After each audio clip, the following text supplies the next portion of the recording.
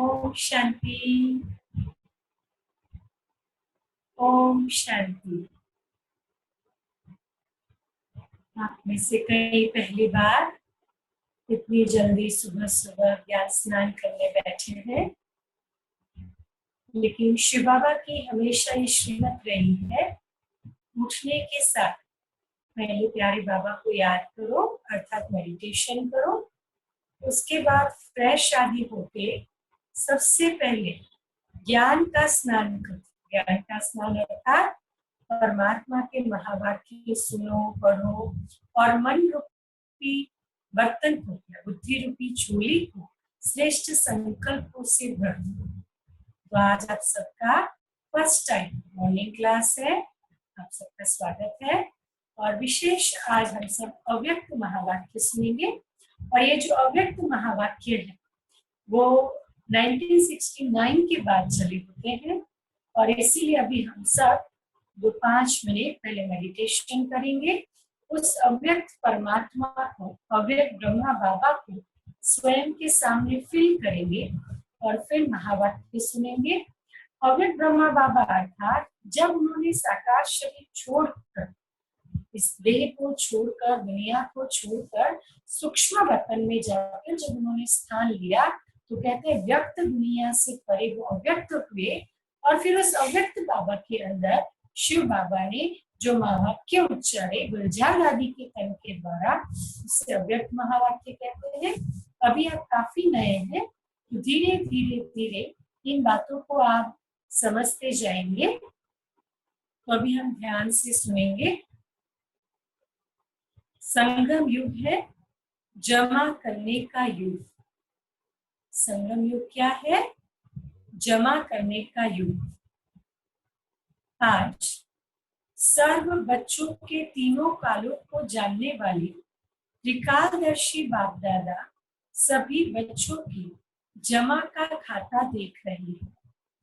या तो सभी जानते हो, सारे कल्प में श्रेष्ठ खाता जमा करने का समय सिर्फ यही संगम युग है। तो अभी हम सब सबसे पहले, जैसे मैंने कहा, 3 मिनट मेडिटेशन करके इस संगम युग की इम्पोर्टेंस को समझेंगे। सभी बुद्धि के नेत्र से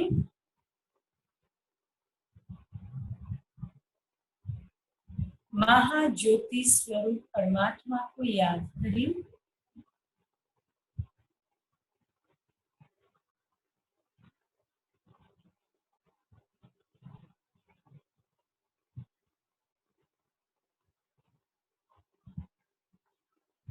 मैं भी ज्योति बिंदु मस्तक के बीच विराजित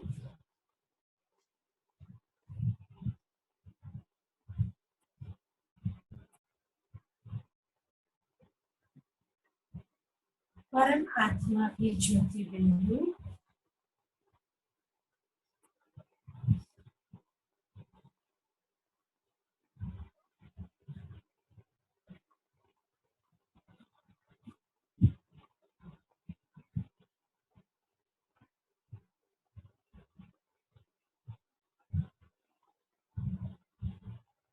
फील करे ब्रह्मा बाबा के अंदर शिव बाबा की प्रवेश द्वार।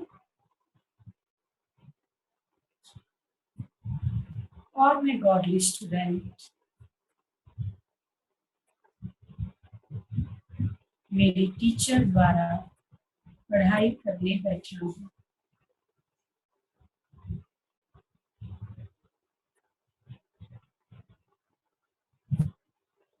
अब अव्यक्त मूल्य को अच्छी तरह समझेंगे। जैसे बाबा ने टाइटल ही दिया, संगम युग है जमा करने का युग। मैंने कल भी इस बात को स्पष्ट किया था।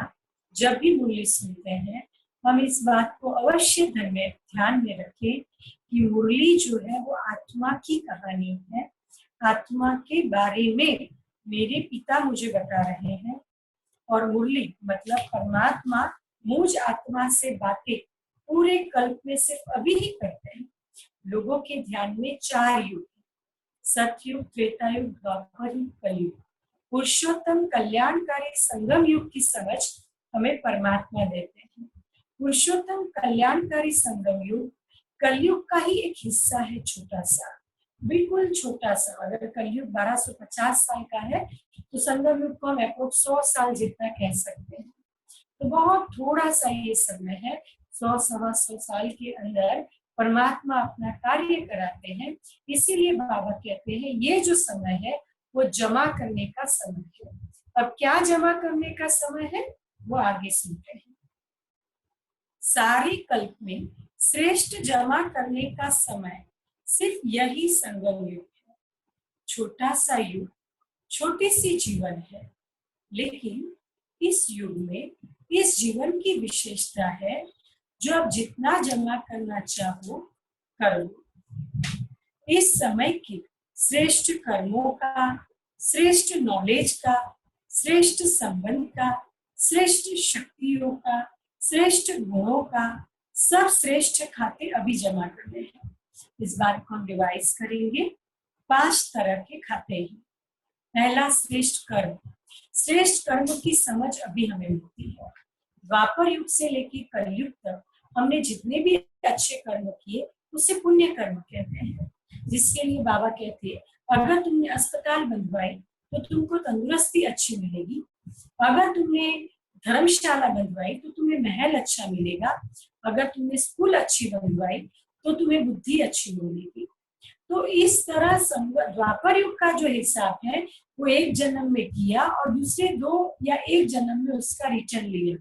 लेकिन संगम युग बहुत छोटा सा युग है और उसका जो रिटर्न है वो 8 और 12 2 समय चलता है। मतलब सतयुग के 8 जन्म और त्रेता युग के 12 जन्म। तो ये दोनों समय में ये चलता है। तो इसके लिए बाबा ने कहा अभी श्रेष्ठ कर्मों का खाता, श्रेष्ठ नॉलेज का, श्रेष्ठ संबंध का, श्रेष्ठ शक्तियों का और श्रेष्ठ गुणों का।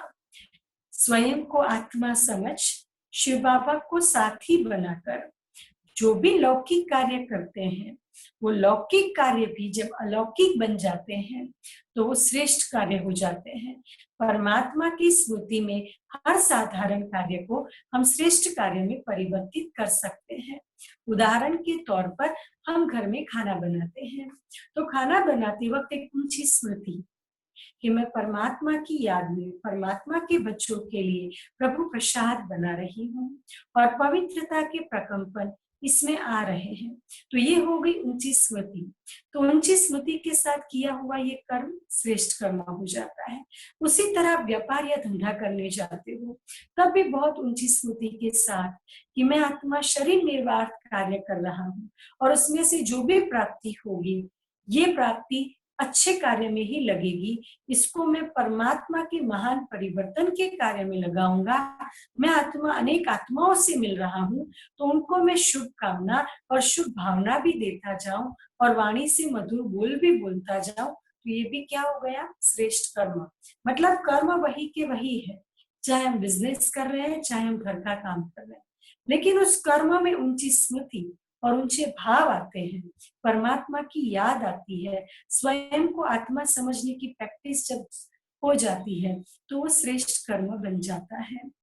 फिर बाबा ने कहा श्रेष्ठ नॉलेज का, श्रेष्ठ संबंध का, श्रेष्ठ शक्तियों का ज्ञान अभी हमें मिलता है। श्रेष्ठ संबंध परमात्मा के साथ डायरेक्ट रिलेशन हम इसी युग में बांधते हैं। श्रेष्ठ शक्ति और श्रेष्ठ गुण जो आत्मा की इनर शक्ति है, आंतरिक शक्ति है, वो सिर्फ व सिर्फ हमें वर्तमान समय राजयोग के माध्यम से हम जमा करते हैं। आगे बाबा ने बहुत सुंदर कहा है कि बच्चे योग किया और यूज कर दिया, क्लास किया और यूज कर दिया, तो जमा क्या किया? तो बच्चों को जमा भी करना चाहिए। अब बाबा समय का इंपॉर्टेंस बताते हुए कहते हैं इस समय का 1 सेकंड कितने साधारण समय से बड़ा है जानते हो? ब्रह्मा कुमार ब्रह्मा कुमारी बने लेकिन अविनाशी वर्षे और विशेष वरदानों के अधिकारी बने, क्योंकि इस समय के अधिकारी जन्म जन्म के अधिकारी बनते हैं। इस समय की किसी न किसी स्वभाव व संस्कार का किसी संबंध के अधीन रहने वाली आत्मा जन्म जन्म अधिकारी बनने के बजाय प्रजा पद की अधिकारी बनती है। ये लाइन हम बहुत अवश्य समझे। यह बाबा राजयोग से हमको स्वराज्य अधिकारी बनाते हैं। तो स्वराज्य अधिकारी का मतलब क्या? मेरी जो सूक्ष्म कर्मेंद्रियां हैं, मेरे संकल्प, मेरे बोल, मेरा व्यवहार, मेरी वृत्ति, ये जब मेरे नियंत्रण में हो तो उसे कहेंगे स्वराज्य अधिकारी आत्मा। मतलब मैं ये नहीं कहूँ बोलना तो नहीं चाहती थी, लेकिन पता नहीं क्यों बोल दिया, मेरा ऐसा भाव तो नहीं था लेकिन मुंह से निकल गया, मैं ऐसा सोचना तो नहीं चाहती हूँ लेकिन संकल्प चलते ही रहते हैं।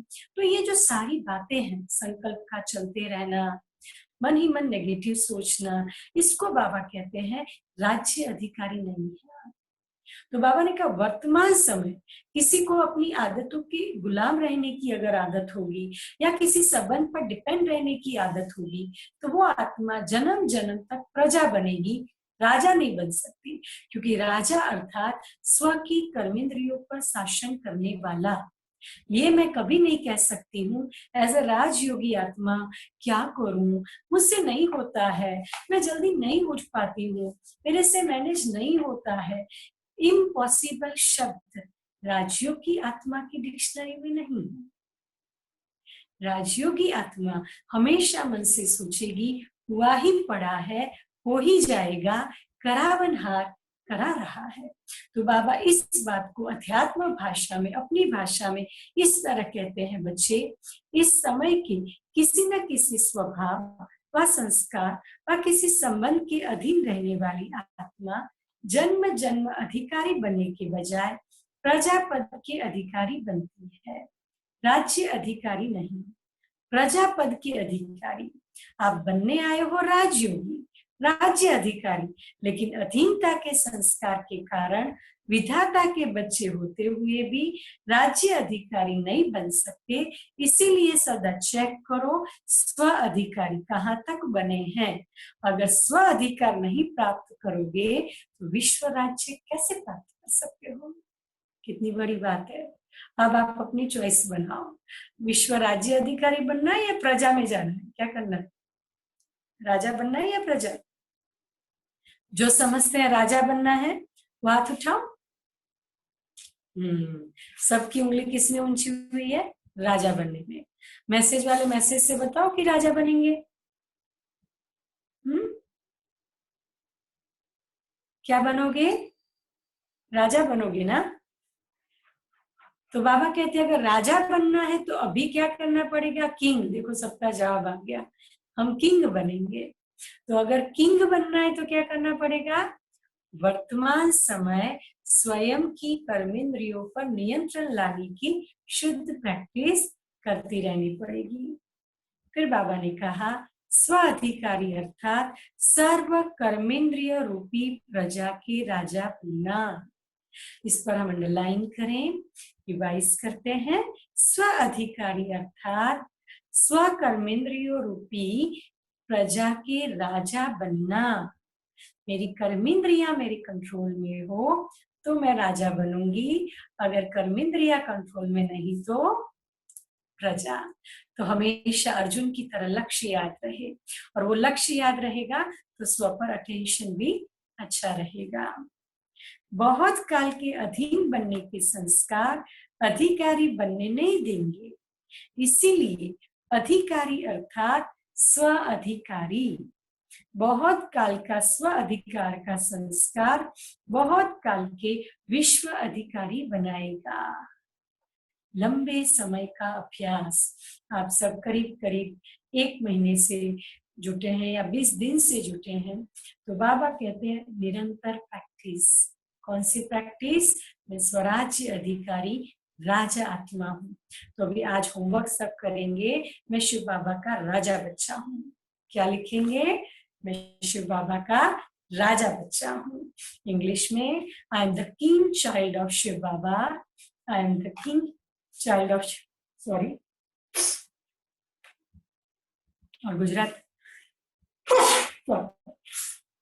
और गुजराती में लिखेंगे હું શિવ બાબાનો રાજા બાળક છું। होमवर्क को फिर से रिपीट करती हूँ।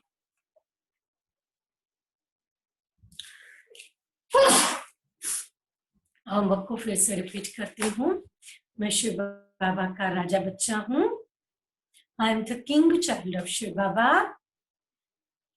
હું શિવ બાબાનો રાજા બાળક છું।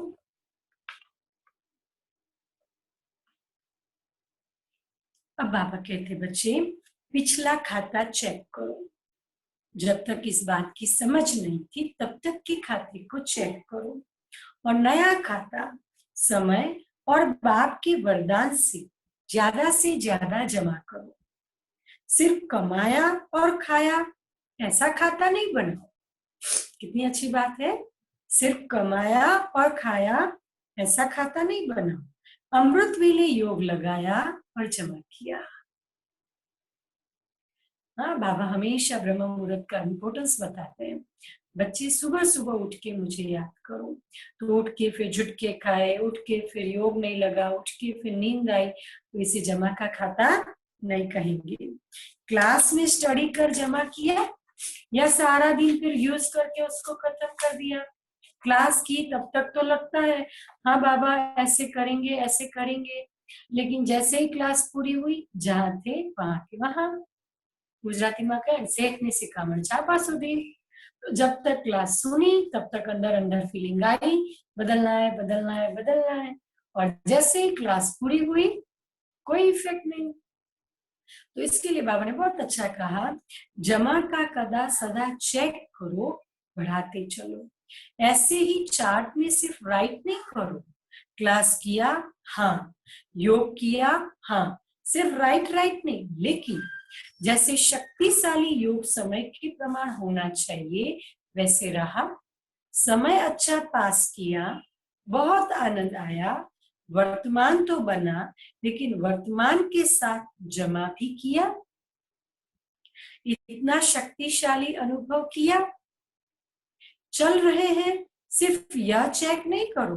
किसी से भी पूछो कैसे चल रहे हो तो कह देते बहुत अच्छे चल रहे हैं, लेकिन किस पीढ़ी में चल रहे हो यह भी चेक करो। हाँ, बाबा के बनने के बाद अब पुरुषार्थ करना स्टार्ट तो किया, उसमें भी अब तो नए नए कोमल फूल है तो पुरुषार्थ करना स्टार्ट किया, लेकिन अपने पुरुषार्थ की स्पीड कितनी है बाबा कहते इसको भी चेक करो। चींटी की चाल चल रहे हो व रॉकेट की स्पीड से चल रहे हो। 5 रुपया भी कहेंगे जमा हुआ, 500 रुपया भी कहेंगे जमा हुआ, तो हमें कितना करना है 5 या 500? ज्वाइन होंगे तो आपका जमा ही है, लेकिन जमा कितना करना है 5 या 500? 5 या 500 बताओ। 5 या 500? 500 जमा करेंगे ना, हमेशा ज्यादा जमा करेंगे ना। तो बाबा कहते स्वभाव में ईर्ष्या सिद्ध और जिद का भाव ना हो। अगर स्वभाव में ईर्ष्या जिद सिद्ध है तो माइनस, तो जमा कुछ भी नहीं। तो स्वभाव में 3 बातें, ईर्ष्या सिद्ध और जिद का भाव ना हो, यह है अलाई। इस अलाव को समाप्त कर गोल्डन एजेड स्वभाव वाले बनो। संस्कार में सदा हाँ जी, जैसा समय, जैसी सेवा, जैसी आवश्यकता वैसे स्वयं को मोल्ड करना, अर्थात रियल गोल्ड बनना। मुझे मोल्ड होना है, दूसरा करे तो मैं करूं, यह जिद हो जाती है। यह रियल गोल्ड नहीं। संबंध में सदा हर आत्मा के प्रति शुभ भावना, कल्याण की भावना, स्नेह की भावना, सहयोग की भावना हो। मैं रिवाइज करती हूँ इन दोनों बातों को। क्या नहीं हो? स्वभाव में ईर्ष्या जिद और सिद्ध कभी नहीं हो। स्वभाव में ईर्ष्या जिद और सिद्ध कभी नहीं हो। अन्य के प्रति शुभ कामना, शुभ भावना, कल्याण की भावना, सहयोग की भावना हमेशा हो। स्नेह की भावना, तो 4 तरह की भावना बाबा ने बताई, शुभ भावना, कल्याण की भावना, स्नेह की भावना और सहयोग की भावना, और स्वभाव में ईर्ष्या, सिद्ध और जिद। कैसे भी भाव स्वभाव वाला हो, लेकिन आपका सदा श्रेष्ठ भाव हो। इन सब बातों में स्वपरिवर्तन ही गोल्डन जुबली मनाना है। सुनने के समय तो सब समझते हैं, करना ही है, लेकिन जब समस्या सामने आती है तो सोचते हैं बड़ा मुश्किल है। हाँ, सुनना अच्छा लगता है, प्रैक्टिकली थोड़ा इम्पॉसिबल लगता है। बाबा कहते सुनने के समय जितना अच्छा लगता है, अप्लाई करने के समय भी वह सरल लगे, उसके लिए शक्ति का स्टॉक जमा होना चाहिए। समस्या स्वरूप नहीं बनो, लेकिन समाधान स्वरूप बनो। समस्या स्वरूप नहीं बनो, लेकिन समाधान। एक ने गुस्सा किया क्योंकि वो इस वक्त अपने बैलेंस में नहीं है। सामने वाले ने भी गुस्सा किया क्योंकि उसने गुस्सा किया। और वंडर तो ये होता है, ना सामने वाले को रियलाइज होता है कि मुझे गुस्सा आया, ना करने वाले को रियलाइज होता है मुझे गुस्सा आया। एक ने थोड़ा चिढ़ के बोला, अरे इतना तो समझा करो, आप मैं कैसे सब कुछ मैनेज करूं। तो दूसरा बोलता है पर हो सकता है ना। अगर उस वक्त दूसरा थोड़ा शांत रहे, और जिसको टेम्पररी चिड़चिड़ापन आया है, टेम्पररी इरिटेशन आया है, वो इरिटेशन 1-2 मिनट का ही होता है, फिर नॉर्मल होता है। लेकिन उस वक्त अगर सामने वाला उसको प्यार से रेस्पॉन्ड करता है तो क्या होता है? समाधान। लेकिन सामने वाला भी सामने गुस्सा ही करता है, नाक फुला देता है या कुछ भी बोल देता है, तो फिर क्या होता है? वो भी चिड़चिड़ा हुआ, ये भी चिड़चिड़ा हुआ, तो फिर टक्कर पक्की हो जाती है। लेकिन अगर सामने वाला शांत हुआ तो टक्कर शांत हो जाती है। तो ये मैंने एग्जाम्पल दिया कैसे समस्या को समाधान स्वरूप में ले जाना है। फिर उन दिनों में बाबा के पास डॉक्टर्स आए थे, तो बाबा ने डॉक्टर्स के साथ भी मुलाकात की है। अपने श्रेष्ठ उमंग उत्साह द्वारा अनेक आत्माओं को सदा खुश बनाने की सेवा में लगे हुए होना डॉक्टर्स का विशेष कार्य है। हर आत्मा को खुशी देना। क्या अपनी क्लास में कोई डॉक्टर है? हाँ, बाबा कहते हैं आज विशेष डॉक्टरों के साथ मुलाकात है। अगर कोई डॉक्टर है तो अवश्य मुझे मैसेज करना। तो डॉक्टर्स का विशेष कार्य है हर आत्मा को खुशी देना। पहली दवाई खुशी है। खुशी आधी बीमारी खत्म कर देती है। तो रूहानी डॉक्टर्स अर्थात खुशी की दवाई देने वाले। अब जिस्मानी डॉक्टर्स नहीं बन सकते, लेकिन रूहानी तो बन सकते हैं ना। रूहानी डॉक्टर तो बन सकते हैं ना।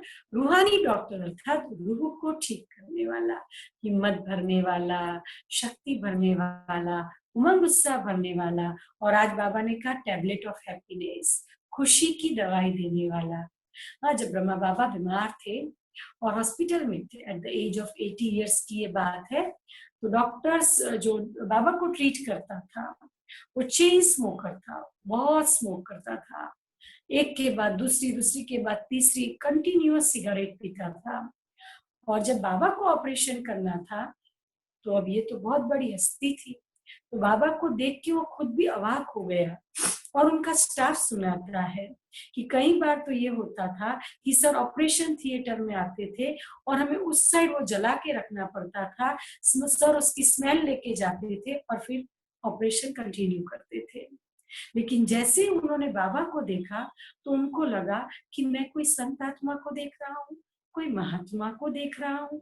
ये इस साधारण वेश में, क्योंकि बाबा तो बहुत सिंपल रहते थे, जैसे आम बाप दादाएं होते हैं, सिंपल कुर्ता और धोती। तो वो खुद ही खुद अंदर अंदर चौंक रहा था, ये कोई विशेष हस्ती लगती है।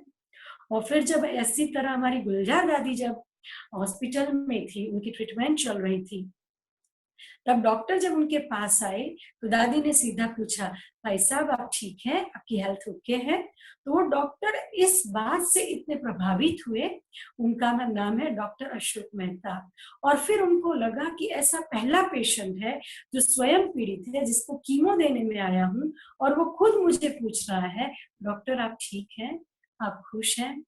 तो फिर इस बात से उन्होंने पूरा 7 दिन का कोर्स किया और अभी हमारी ग्लोबल हॉस्पिटल में, इवन बॉम्बे की हॉस्पिटल में भी वो बहुत अपनी अच्छी सेवाएं दे रहे हैं। तो बाबा कहते हैं बाबा के बच्चे जो हैं वो खुशी बांटने वाले रूहानी डॉक्टर है। तो अभी तो इस वक्त तो बाबा के सामने सारे डॉक्टर्स ही बैठे थे, तो ऐसे डॉक्टर्स को बाबा पूछ रहे हैं और कह रहे हैं कि बच्चे कोई भी पेशेंट आता है तो उसकी और ट्रीटमेंट करने के पहले आप खुशी की ट्रीटमेंट करो।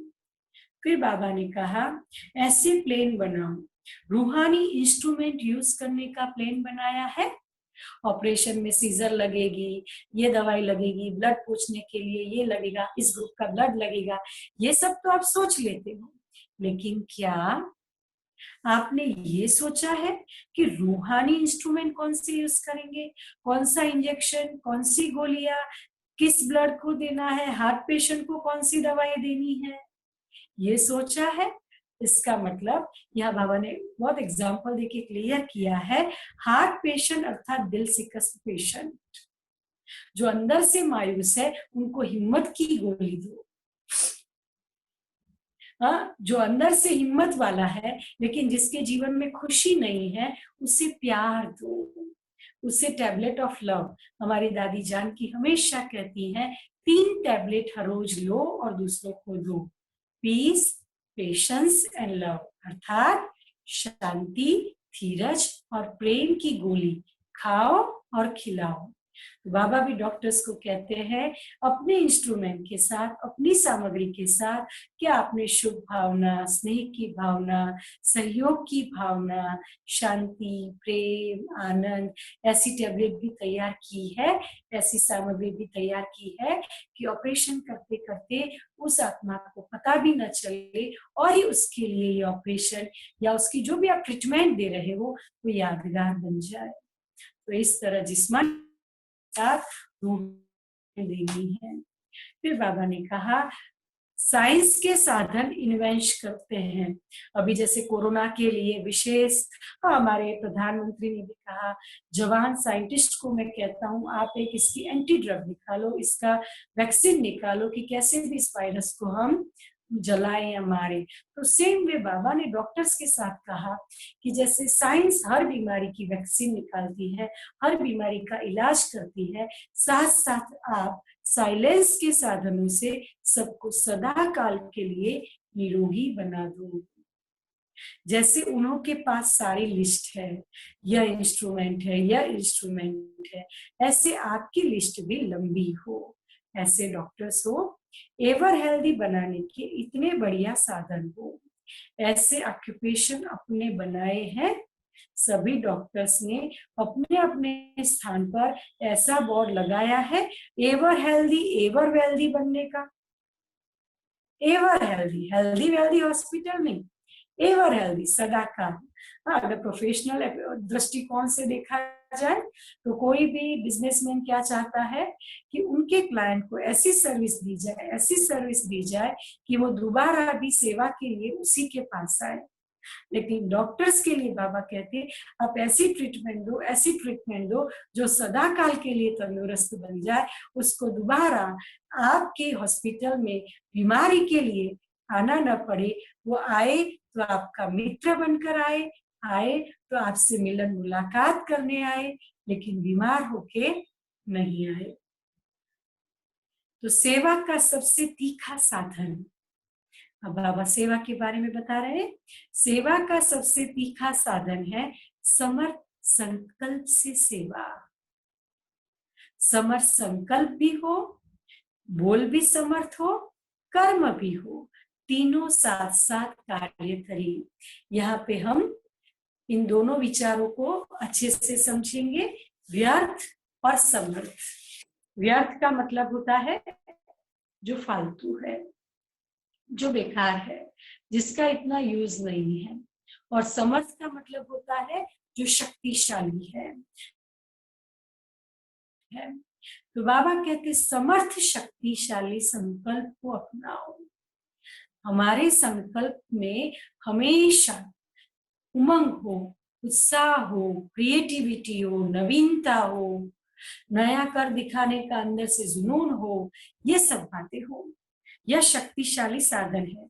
वाणी में आते हो तो शक्तिशाली संकल्प की परसेंटेज कम हो जाती है। बाबा कहते ऐसे नहीं, तीनों साथ साथ, संकल्प भी साथ, बोल भी साथ। जैसे कोई भी पेशेंट को एक ही साथ कोई नब्ज देखता है, कोई ऑपरेशन करता है, तो साथ साथ करते हैं ना, इकट्ठा इकट्ठा करते हैं ना। ऐसे तो नहीं नब्ज देखने वाला पीछे देखता है और ऑपरेशन वाला पहले कर ले, तो क्या होगा? इकट्ठा इकट्ठा कितना कार्य चलता है। ऐसे ही रूहानियत के भी सेवा के साधन इकट्ठा इकट्ठा साथ चले। बाकी सेवा के प्लेन बनाए हैं, यह तो बहुत अच्छा है। फिर उस समय बाबा के सामने अलग अलग ग्रुप मिलने जाते थे। तो बाबा को मिलन मनाने के लिए कोई दिल्ली से, कभी बॉम्बे से, कभी गुजरात से, कभी 50, कभी 100, कभी 200, इस तरह के छोटे छोटे ग्रुप बाबा के पास जाते थे।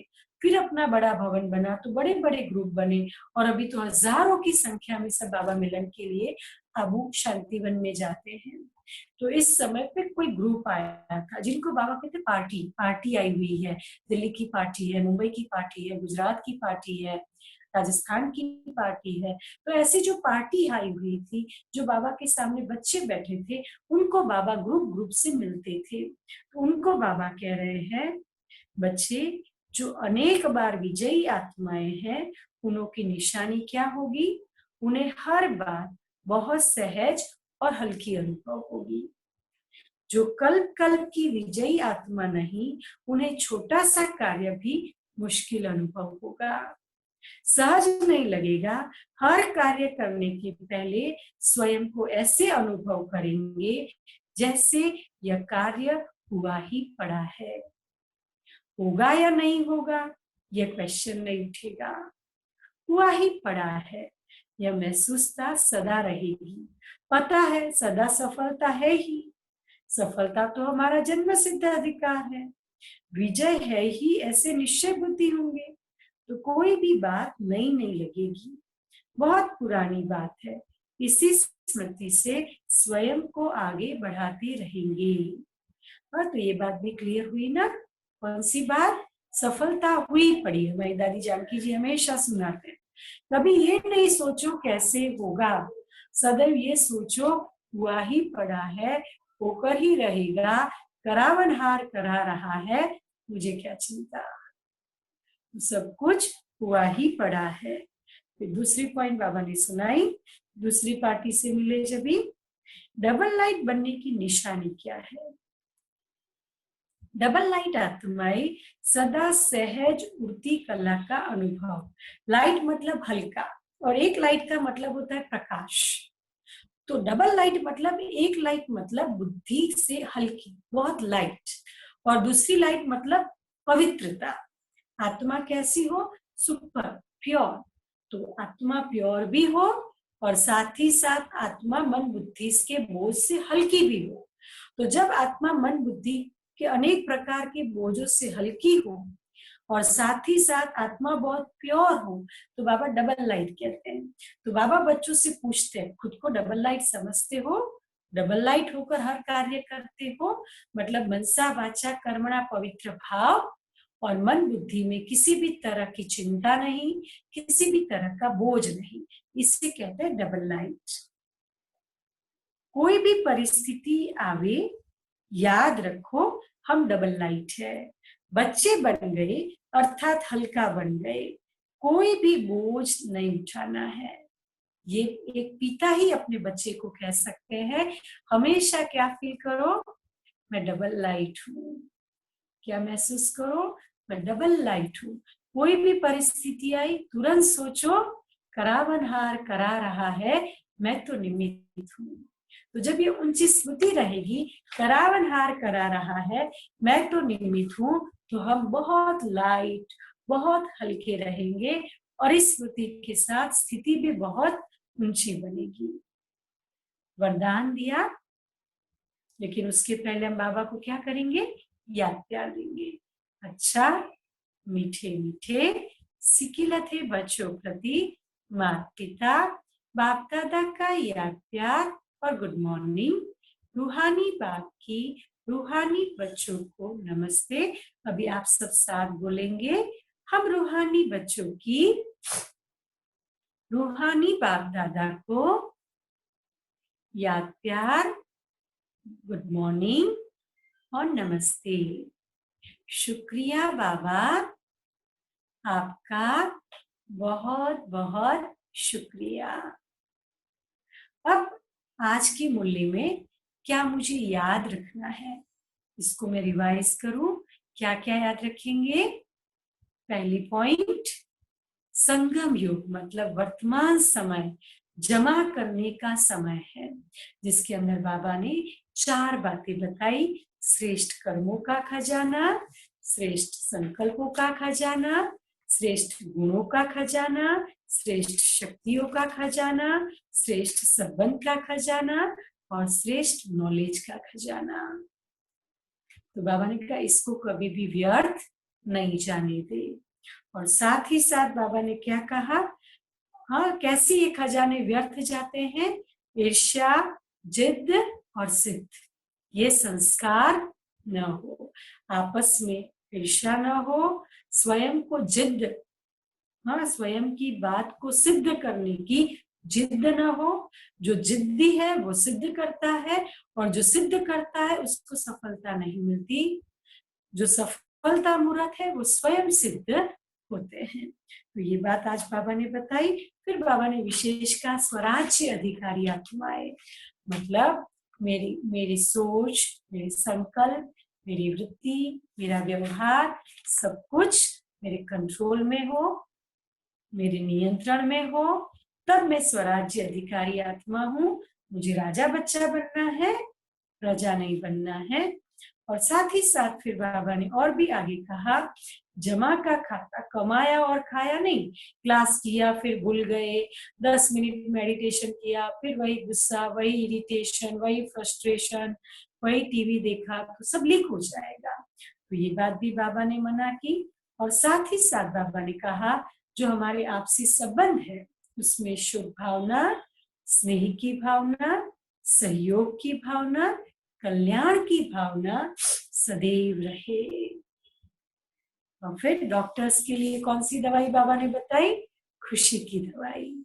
कोई भी आता है तो पहले क्या करो, उसको खुशी की दवाई दो। और पार्टियों से मुलाकात में बाबा ने क्या कहा? समर्थ संकल्प से सेवा करो। हाँ, अन्य आत्माओं को अपने वाइब्रेशन से उनको समृद्ध करो। और पार्टियों से बाबा ने क्या कहा?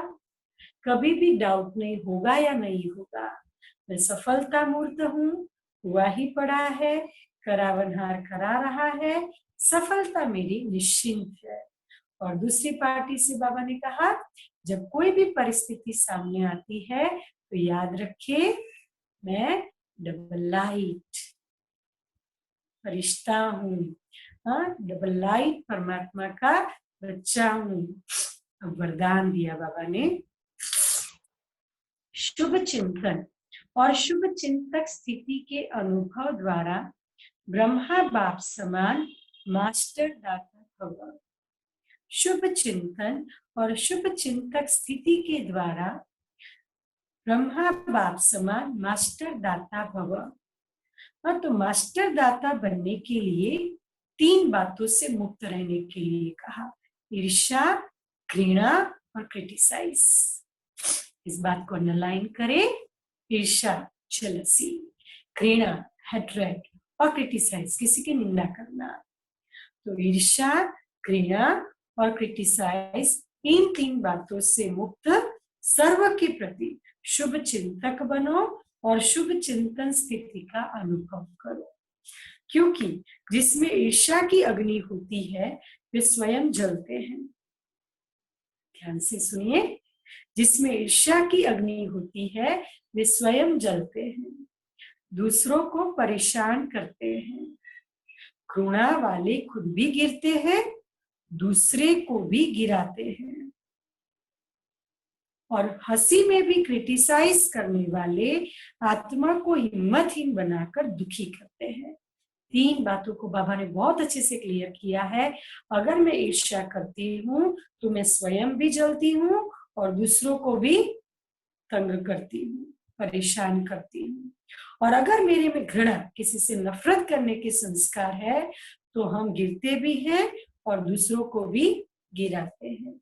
और किसी की निंदा करने की आदत है, तो कोई आत्मा थोड़ा थोड़ा सीख रही होगी, आगे बढ़ रही होगी, कुछ ना कुछ नवीनता कर रही होगी, तो मैं आत्मा क्या करती हूँ, उसकी निंदा करके उसको तुरंत गिरा देती हूँ। तो वो आत्मा फिर दिल से कष्ट, हिम्मतहीन हो जाती है। तो बाबा कहते हैं, आप 3 बातों से मुक्त रहकर शुभ चिंतक स्थिति के अनुभव द्वारा दाता के बच्चे मास्टर दाता बनो। स्लोगन दिया बाबा ने, मन, बुद्धि और संस्कारों पर संपूर्ण राज्य करने वाले स्वराज्य अधिकारी बनो। मन, बुद्धि और संस्कारों पर संपूर्ण राज्य करने वाले स्वराज्य अधिकारी बनो। मेरे संकल्प, मैं जो चाहूं वैसा ही सोचूं, निर्णय हमेशा यथार्थ हो, तो मन से वही संकल्प करूं जिसमें समर्थी हो, जिसमें शक्ति हो, जो औरों के कल्याण अर्थ हो। बुद्धि से ऐसा ही निर्णय करूं जिसमें स्वयं का भी भला हो, दूसरों का भी भला हो, और संस्कार सदैव सुखदायी हो, खुद को भी शक्तिशाली बनाने वाले को और औरों को भी शक्तिशाली बनाने वाले को। तो ये है आज के बाबा के महावाक्य। क्लियर हुई बातें? तो अभी हम इससे रिलेटेड थोड़ा योग करेंगे अच्छे से।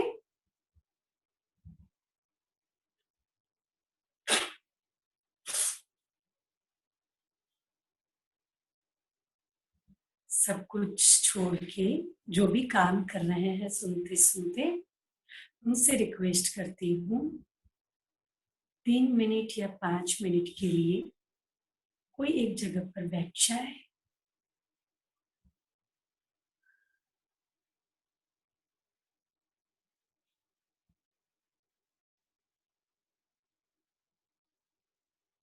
मस्तिष्क के बीच मैं रूहानी आत्मा, गॉडली स्टूडेंट,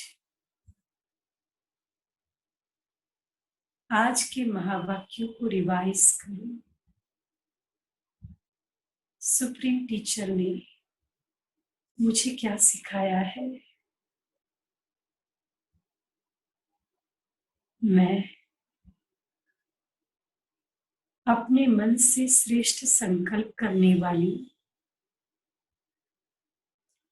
बुद्धि से सदैव सही निर्णय करने वाली, भलाई का निर्णय करने वाली, संस्कारों से सदैव सुखदायी रहने वाली, स्वराज्य अधिकारी आत्मा हूं। मेरे अंदर ईर्ष्या, घृणा और क्रिटिसाइज की गंदगी ना हो।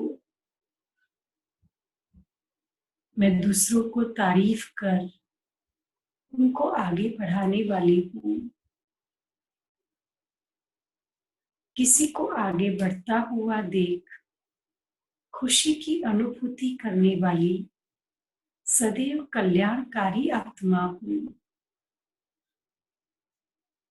अपने बोल से किसी को ऊंचा उठाने वाली सदैव महान आत्मा हूँ।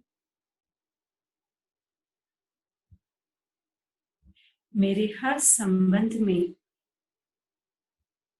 स्नेह हो, कल्याण की भावना हो, सहयोग देने की वृत्ति हो मेरे अंदर। मैं सदैव सहयोगी, स्नेही, कल्याणी आत्मा हूँ।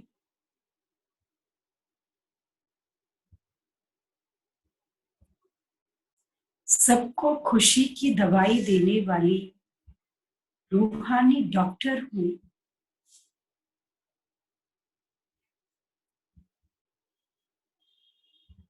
अपने संकल्पों पर अटेंशन रखकर, बोल पर ध्यान रखकर, कर्म पर ध्यान रखकर सदैव जमा का खाता बढ़ाने वाली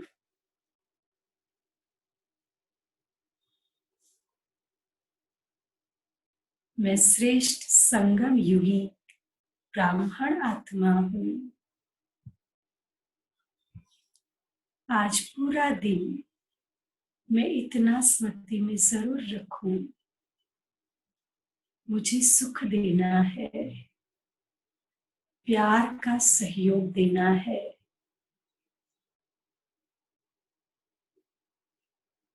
शांति रखनी है, अंतर की शक्ति का बल जमा करना है।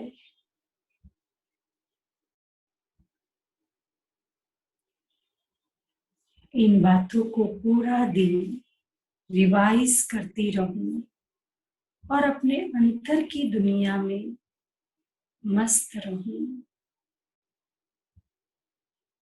ओम शांति।